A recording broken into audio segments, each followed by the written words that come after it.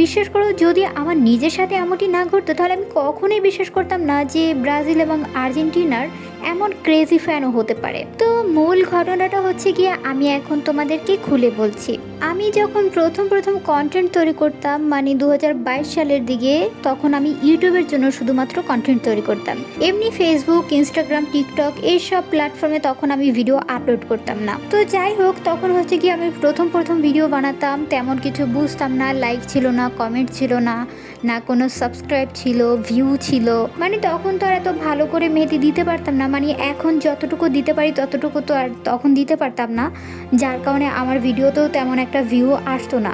যদি কোনো একটি ভিডিওতে তখন 1000 বা 500 ভিউ হতো, তখন যে কি পরিমাণে খুশি হতাম তা ঠিক এক্সপ্লেন করার মতো না, মানে আমার কাছে মনে হতো না আকাশের চাপ পেয়ে গিয়েছি, এমন একটা ফিলিংস হতো তখন। তো তখন হচ্ছে গিয়ে আমার একজন সাবস্ক্রাইবার আমার সকল ভিডিওতে লাইক করতো, কমেন্ট করতো, আমাকে প্রচুর পরিমাণে অ্যাপ্রিসিয়েট করতো, আমার ডিজাইনগুলোর প্রশংসা করতো।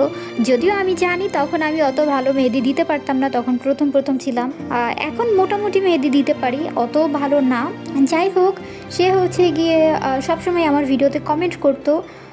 এরকমের একটা পর্যায়ে কমেন্ট করতে করতে সে আমাকে একদিন বলল আমি আর্জেন্টিনা নাকি ব্রাজিল সাপোর্টার। আসলে ভাই, আমার তখন হচ্ছে রিয়াকশনটা কেমন ছিল যে আমি বুঝাতে পারবো না।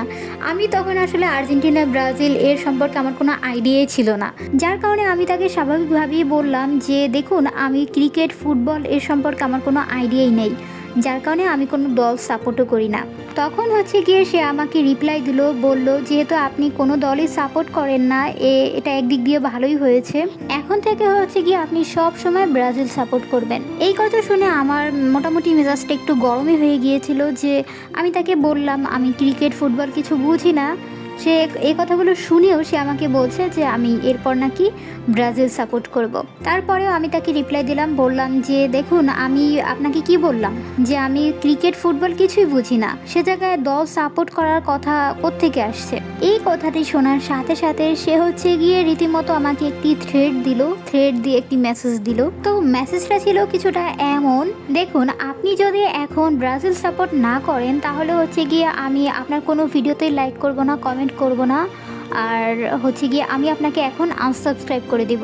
আর যদি আপনি এখন ব্রাজিল সাপোর্ট করেন তাহলে হচ্ছে গিয়ে আমি আপনার প্রত্যেকটা ভিডিওতে লাইক করব, কমেন্ট করব, সাবস্ক্রাইব করব, আর আমার যে কটা ইউটিউব চ্যানেল রয়েছে আমি সবগুলো চ্যানেল দিয়ে আপনাকে আপনার চ্যানেলটিকে সাবস্ক্রাইব করব। তখন হচ্ছে গিয়ে আমি তাকে বললাম, দেখুন, আপনার যদি আমার চ্যানেলটি ভালো লাগে তাহলে আপনি আমার চ্যানেলটিকে ফলো করতে পারেন, সেটা একান্ত আপনার ব্যক্তিগত ব্যাপার, কিন্তু আপনি যেই কথাগুলো বললেন এগুলো আমার পক্ষে করা একদমই সম্ভব না। কারণ আমি সবসময় এই কথাটা বিশ্বাস করি যে আমার যদি ক্রিয়েটিভিটি থাকে, আমার ভিডিওগুলো ভালো হয়, আমার কন্টেন্টগুলো যদি সুন্দর হয়, তাহলে এমনিতেই আমার ভিডিওতে ভিউ আসবে। কিন্তু আমি এভাবে করে আমার কোনো সাবস্ক্রাইবারও রাখতে চাই না, ফলোয়ার্সও না। কারণ দেখুন, এভাবে করে তারা কতদিন আমার ভিডিওগুলো দেখবে? 5 দিন, 10 দিন, 15 দিন, 20 দিন, সর্বোচ্চ হলে 1 মাস কি 2 মাস, এর বেশি তো আর তারা আমার ভিডিওগুলো দেখবে না, তাই না? তো এই সাবস্ক্রাইবারগুলো দিয়ে আমার কি হবে? আমার তো কোনোই লাভ হবে না। তো এখানে হচ্ছে গিয়ে আমি তোমাদেরকে দুটো জিনিস বলতে চাচ্ছি। একটা হচ্ছে গিয়ে এই যে ক্রেজি ফ্যান, প্রথমেই তো বলে দিলাম, মানে একবার ভাবো যে একটা মানুষ ব্রাজিলের কতটা ক্রেজি ফ্যান হলে এমন উদ্ভট কমেন্টগুলো করতে পারে। আর দ্বিতীয় যে বিষয়টি হচ্ছে গিয়ে, তোমরা অনেকেই হচ্ছে গিয়ে এই ধরনের কমেন্টগুলো করো যে সাপোর্ট করলে সাপোর্ট পাবে, সাপোর্ট না করলে সাপোর্ট পাবে না। দেখো, তোমরা বিভিন্ন ধরনের আইডিতে গিয়ে, পেজে গিয়ে, চ্যানেলে গিয়ে এই ধরনের কমেন্টগুলো করো। এই ধরনের কমেন্টগুলো করলে তোমাদের কি লাভ হচ্ছে? এতে কি তোমাদের বিন্দু পরিমাণেও লাভ হচ্ছে?